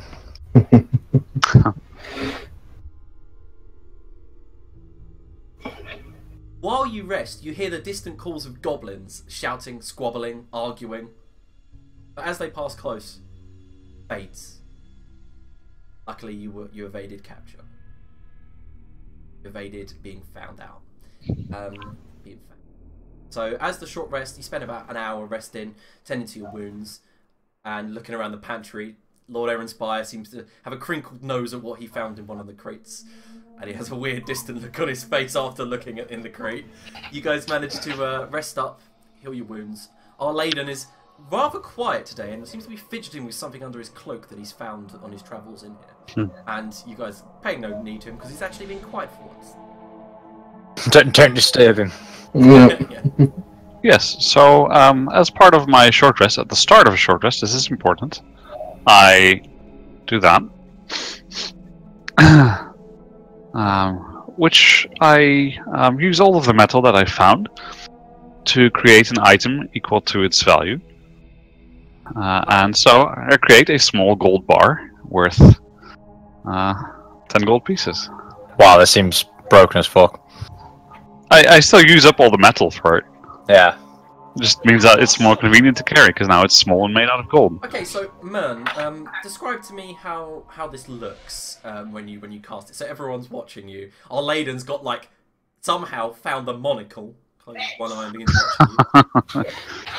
I guess it's just like a really slow process because it takes the better part of the hour to do. Yeah. And I speak some words that unless you speak Dwarvish, you're not going to understand. And then he sort of lays a piece of cloth over the items and runs his hand over them. And as he's done running his hand over them, he just then sits again and in inward reflection mostly. And after the hour's gone, all of the non-metal seems to have somehow bound together, and the only thing that's left is whatever was there, which was not metal. Maybe the shield's wooden parts are still there, and the straps and bits of hide. Yeah, exactly. And the only thing that's left there is a tiny gold bar. Okay, as you finish casting, you can feel and sense your deity Brocker aiding you in the process, guiding your hand, and as the magic begins to fade away and the divination echoes out into only you can feel it, echoes out into the citadel. What's left in front of you is actually a about 2 centimeter tall, centimeter wide golden Yawning. Nice. Nice. Being he's the one that made Yawning. Thought that was yeah, that's cool. So I'll pocket that, and it's worth 10 gold pieces. Probably more if you can, get a silver tongue. Yeah, cool. Well, interesting magics you have there, but if we're all finished resting, shall we see what those voices were? We're from this door here. I do agree. We should get moving. Okay, so What are we going to do now. with weird little dragon thing? Are we going to leave him there? Is he dead? Is he alive? What are we doing with him? You mean Meepo? For now, I think he'll be all right. I've made sure his wounds are not critical. It might be a few hours yet till he wakes up. I'm not really sure. He's probably just lying on the floor in that empty room. Okay, so let's So go it's find us a better dragon. of fate than death.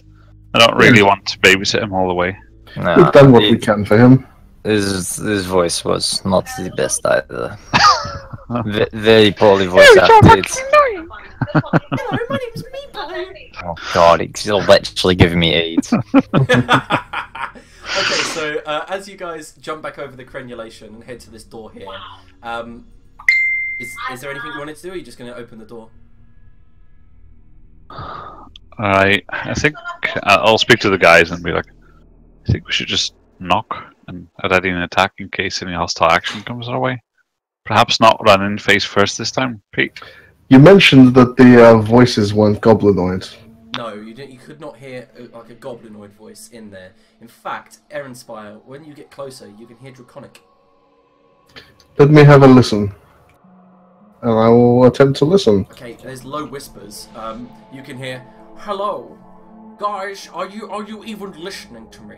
I can speak draconic." And you hear, "We don't like you, gnome. You stay away. Stop talking. They're coming to rescue us, not you. No one likes stupid gnomes." And he goes, "Well, I have never done anything to you. I am an acolyte." And they go, "Yeah, we heard. We don't want anything to do with you." You hear chains rattling. And then in a harsh voice goes, "Shh, can you hear that?" And one of them goes, yeah, I can hear that. "Yeah, wait.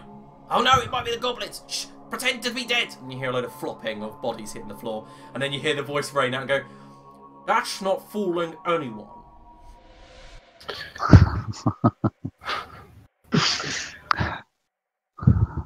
Well, they appear to be very, very stupid. It seems like they're enemies of the goblins. Unknown, from what I understand. Perhaps we can speak with them. And was it more kobolds there? Couldn't quite work out the other two voices, but Alright, well, let's give this a go anyway. And I'll just, like, move up to the door and not shoulder him out of the way, but just, you know, get into Lord Aaronspire's personal space. Yeah. Up to the point where he moves out of the way, and I'll be like, I'm gonna open the door now. Tickle corn. Yeah, you say tickle corn. Amazing.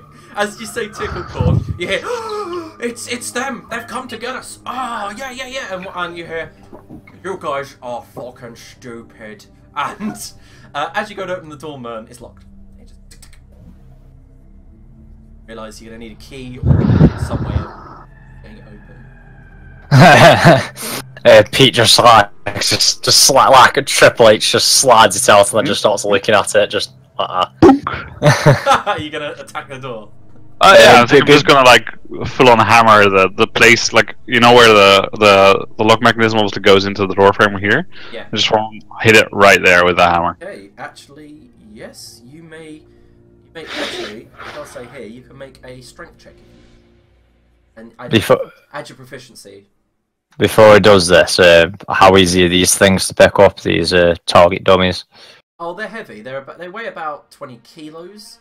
They're stuffed with straw and stone and bits and bobs. What's our in Daisy Nasty Imperial? 43 pounds or something?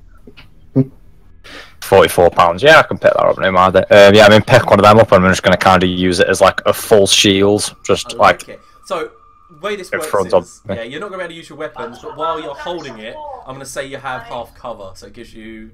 Yeah, that's fine. Yeah. So, Mern... That's the same as proficiency plus strength, so... Yeah, that's fair enough. Okay, so... Crack! And the door swings wide open. Let me read the description. Squalor reigns in this low-ceilinged room. A large iron spike is driven into the floor near the door, and a small iron cage is set further back. Several sets of corroded manacles are connected to the walls, and some are still bound to a few crumbling skeletons, except 3 of them. 3 of them are kobolds, who are chained to their ankles. 3 kobolds pretending to be dead on the floor. In the opposite side of the room, there's a very short cage, and stuck in it, almost having to lean down, is a gnome. Let me show you the gnome.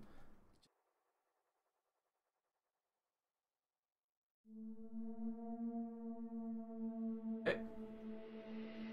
And he goes, "Ah, finally, my rescuers have come to rescue me." This is fucking Sean Connery fucking Kobold. yeah, No. quite splendid. He goes, "Hurry up, release me from my bonds." Mr. Yeah, Bond. I'll step into the room. Okay, as you step into the room, all the kobolds look up. One of them opens his eyes, and then one of them hits him and goes, "You're meant to be dead." And he goes, "Yeah, okay." Didn't you guys just shout that I was here to rescue you? You're not really doing a very good job of convincing me you're dead, you know? The other one in the back goes, "We're dead. We're not. No." I might also mention that dead people don't snore.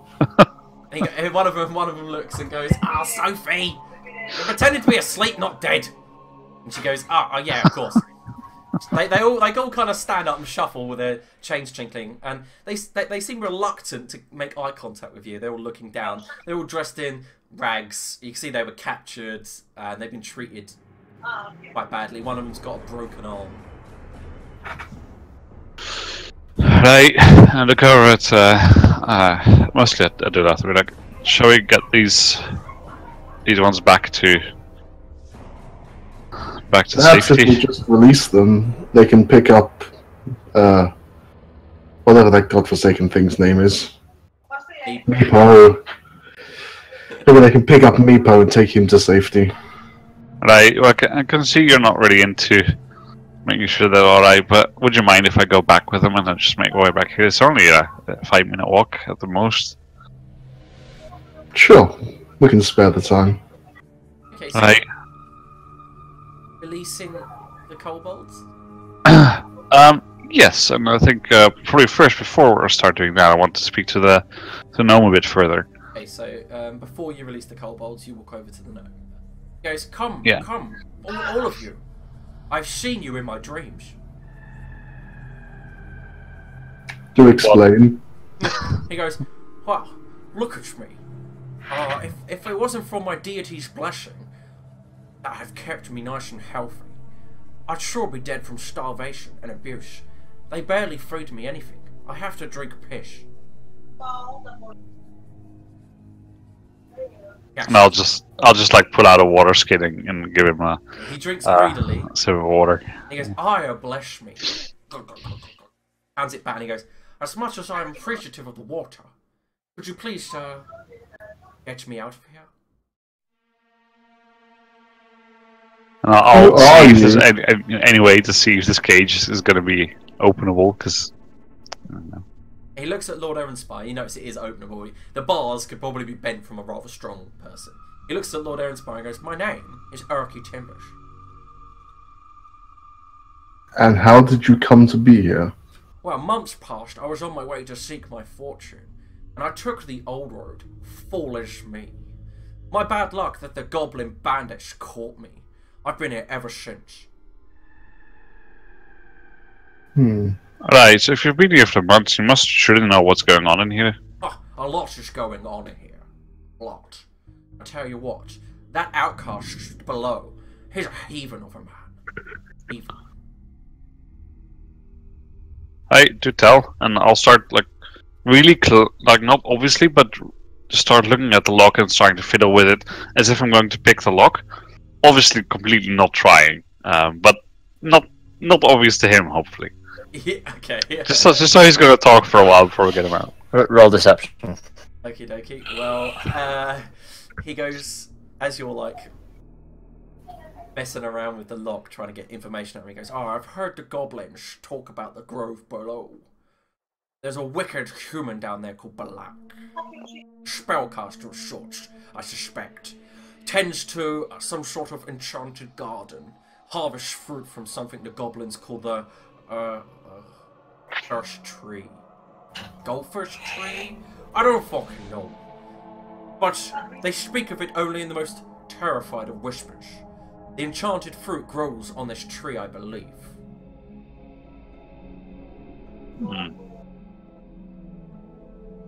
Is there anything else you'd like to know? He looks you up and down, by the way, and before you, he makes a history check, actually. Have you heard the name Lord Brayford? Ah, Lord Brayford. I'm afraid if you have come here looking for Lord Brayford, you will be surely disappointed. The goblins caught them months ago, just after I arrived. They were captives for quite a while. They said their names were, let me recall, Taugan, Shalwyn, and Sir Brayford. I heard the goblins say they had a ranger with them called Crack. I can't remember his name. But I heard them speak in whispers that he was eaten by Mama Rat. Balak wanted them, so they were only in this prison with me for a week. And then they disappeared and I haven't seen them since. Interesting. What you doing with this lock, dwarf? Taking your sweet time. You're right. Yeah, I can't seem to get it open. I guess we'll have to find another way. Spend the lock. You looks like a strong Stratton dwarf. And I'll start like, I guess, look, right, that might work better. You're right. And then actually try and open it. Okay, you try to open it, and one of the kobolds shouts in common, "Don't let him free! He's a gnome! No one likes gnomes! Stupid glitter gold!" You not lie. No one likes gnomes, but this is unlawful capture. Urki Timbers goes, "For the last time, kobolds, I have nothing to do with Carl Glittergold. You're demented.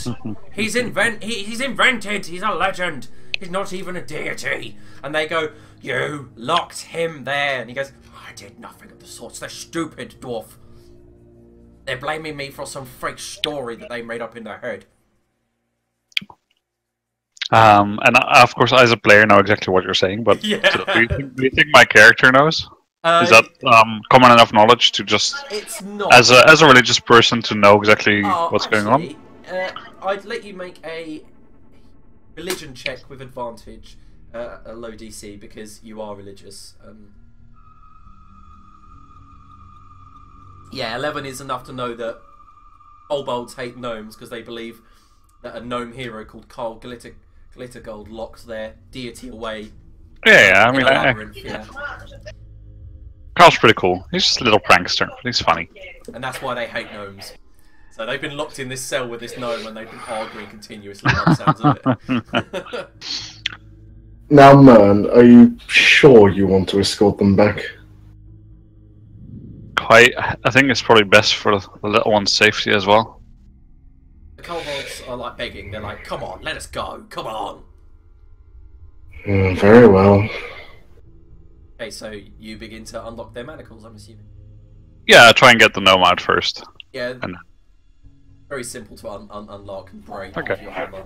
Sure. Get into it. Okay, as you let the kobolds go, they'll look at you confused. And they just go, we can go.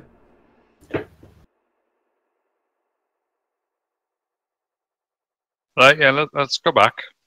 Let's get you back to safety.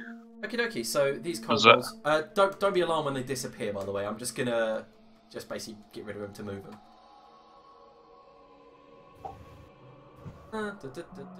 Move them there. So I want to basically escort them back to Meepo. Then once we get to Meepo, tell them to carry Meepo. Yep. Once you guys reach the other room and reach Meepo, did you take Erky Timbers with you, or are you leaving him in the cage? No, I'm taking him with me as well. Okay. We just want to let him escape, basically, and let the kobolds go back to the kobolds. Okay. Well, as you release Erky, he goes, "Oh, thank you, French," and he begins to crack his knuckles, and he goes, "I am not totally useless now that I'm out of this cage. I could be of use to you. I could help you. I'm here seeking my fame and fortune to prove myself to the Lady Aya. I could provide healing and insight if you allowed." I'll look over to the other thing. Well, with Meepo out of action, could come in use. Is that a yes? Will I be accepted into this adventuring party? Why do people keep referring to us as that? It's very unsettling. Because that's what you seem to be. Are you not an adventuring party, not seeking your fame and fortune in this Sunless Citadel? No, I'm here on political relations. Wow. he goes, wow, I thought I recognised you. As a well travelled and versed and intelligent cleric, he knows that he looks at you and goes, I've seen you before. It's entirely possible. Perhaps not in person, but I've seen you in paintings and scriptures and the like. Are you of the Lord? Are you of the Ehrenspire family? I am, yes. He laughs and he goes, "That, my friend, is excellent. Last time I was at Israel Capitula, I was reading all about your family history." I'm glad you was entertained by it, hopefully. Nods and goes, "Well, shall we be going?" I believe there is some business with the kobolds first, but yes. Ah, are we going to see the beautiful Lady Yusdrayl? Certainly seems to be the case. Excellent. Right, did your lot not want to wait here? I thought that's what we're doing. Certainly, if you wish to take the time. We can keep watch here. Okay, so Mern is the one that leads all of the kobolds away, then I'm assuming. Yep. Okay, so Mern, as you reach the room that Meepo was in, he's sprawled out on the floor the way you left him, and all the kobolds, the three kobolds that are travelling, go, "Oh no, not fucking Meepo!" I look at him, one of them prods him with a stick, the one with the broken leg limps over and goes, "Why is he so ugly?" But to you, Mern, they all look identical. And they begin, all right, deal's a deal. And one of them picks up his legs, and the other picks up his arm, and the one with the broken leg trails behind. As you lead him through the room with a fountain, back through the corridor, and into the room with a cage where Calcrick's normally rested. Where are you going from there? I want to take them back to her. Okay, so you approach the main room, and as the kobolds run in, they prostrate themselves before Yusdrayl. She stands up immediately and goes, "Oh, you've returned so quickly. You've only been gone for an hour."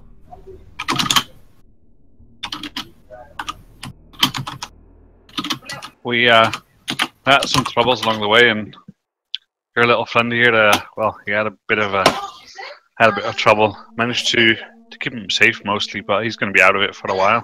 I see. Thought it best to bring him back here. Excellent. She looks down at Meepo, looks at her recently released kobolds, and she goes, "This act alone demands a reward." She turns towards the altar. She hands all 3 spell scrolls to you. Okay. Just so you know, it's a spell scrolls of Mage Armor, Knock, and I will find out. Spider Climb it was. Spider Climb, Yep. Thank you. Yeah, so make sure you write them down. Yep, Knock, Spider Climb, and Major. Because where are the rest of your friends? I'm assuming they've not fallen? Oh no, they're quite fine. We just thought that we should bring these captives back to you before we continue in case there was any further trouble. That is a relief. That is a big relief. But I thank you for bringing back Pollak, Tia, and Freyna. No thanks from me both. No. I'm glad you picked up on that. The other 3 seem to be warriors, and despite being malnourished and a little bit underfed, they are even more stronger than... But you remember Meepo took out a rat in 1 hit, not literally an hour ago, so... Nailed it. Can we net for a break soon? Because I'm busting for the toilet. I was going to finish up in about 15 minutes. Alright, okay, that's fine. Yeah, because no are laid in. I'll just hold it in. Okay, so... Merlin, is there anything else you want us to do? Yes, I didn't mention it because I didn't think of it at the time, but I probably would have wanted to take the gem off of Meepo. Okay, yeah, you quickly reach into Meepo's pocket and you take the ruby that's worth 25 gold pieces. I mean, if he's going to be passed out, he doesn't deserve a split. Okie dokie, so... But then head back to the party. Okay, so as Mern is travelling back, is there anything that Pete, Urki, and Erinspire wish to do? Not really, no. Just casual chat with the gnome, like, about the family and what he's learned, etc. Yeah, it's basically he's learned your lineage and some of the tales of your grandfather and your father, how they fought the people from the Drac when they came to raid and things like that. Your family are very, very well known for fighting back the spreading religion that came from Nordrak. You know, Thor and Odin and all the tales of their great gods compared to the ones that you originally had. Your state still stands in a kind of a state of beat back the raiders because, well, when they stopped raiding, Nordrakians decided to settle instead, and that's just as worse. Outbreeding you, basically, very slowly. And your country has a no Nordrak kind of state where... Yeah, we're full on racist, it's cool. Urki's like... I appreciate that, but I do indeed worship Lady Aya. I hope that's not a problem, Lord Erinspire. It's no problem to me, gnome. Okay. Just keep the preaching to a minimum. Oh, I preach not. I'm a warrior of her lady. I can call down her flames and cure wounds. Why am I typing? It'll be useful in the times to come. I'm glad to be of use. Pete? What's the wizard's name that triggers me? The one I'm hunting. I can never remember his name. Oh, what's it? Don't know. Balak. Evil, mate. So I'll bring up his name like... have you ever heard of the name Balak? When you mention the name Balak, he instantly stops while chatting to Lord Erinspire and goes, yeah, of course I've heard of the name Balak. I was originally travelling here to see if I could Yes. claim the bounty, but he proved far too hard to reach. He's a wicked spellcaster that is in the grove below, guarding the cursed tree. Cursed tree. I'm after no bounty, but I'm sure I'd be more than willing to split it with you if you help me bring this fiend to justice. Of course, I will definitely help. Nods and goes. Also, I believe before afterwards I came here that there would be a bounty on the missing family members of the Cruel family. Am I right? Yes, the twins. That's correct. Excellent. So, if we find them, bring them back, or is that the plan? He obviously doesn't know about the rings and goes. That's correct. I wouldn't count on rescuing Sir Bradford, that's for sure. Well, we'll be bringing him back one way or another. The man's Whether that be, fanatic. if it needs to be dead, that can also be arranged. Good. I don't want you failing when the time comes. Sir Bradford himself has grown. How do I put it? Huntish. Lord Brayford is no friend of mine, merely a potential political ally. A political ally in these trying times in Bindland. We're on the brink of a civil war here. That is for sure. This is the case that he's no longer adequate. We can deal with that situation. Excellent, excellent. I'm looking forward to at least putting a few sacred flames straight in the guy's arsehole. Ha ha ha ha. He just fake laughs. Quite. And just at that moment, Mern peeks around the corner, reuniting with the group. He's only gone for like 10 minutes. And I'm afraid I'm probably going to end it there. No. Well, it's only because... Oh, I really need a poo, but yeah. It's kind of no, yes, I no, will yes. be ending the session there, just as you've rescued Erky Timbers and are ready to venture forth to find this Balak.